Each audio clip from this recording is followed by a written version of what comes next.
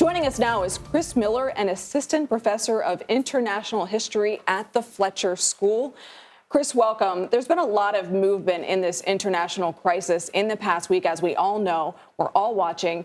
But take us back to 2014 and give us the historical context for this conflict.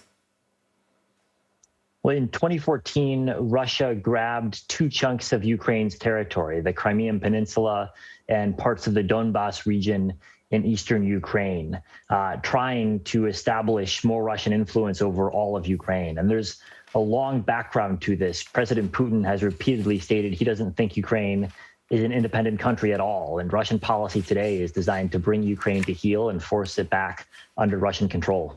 So we know that from Russian President Putin's speech on Monday, saying that Ukraine has never really had real statehood, that deeply offended many Ukrainians who see their history as incredibly rich and complex and predating a lot of Russian history. So tell us a little bit of how Ukrainians view themselves in terms of their ties to Russia.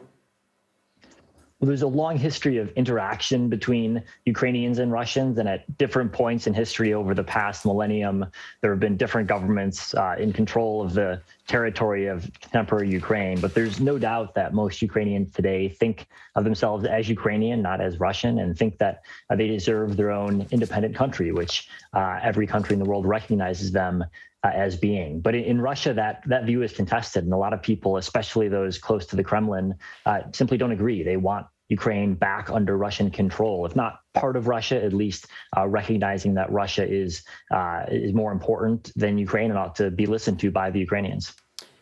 Chris, now looking at where this conflict could go, what should we expect from Putin? And what kind of role will other countries, particularly NATO allies, have in helping Ukraine defend itself?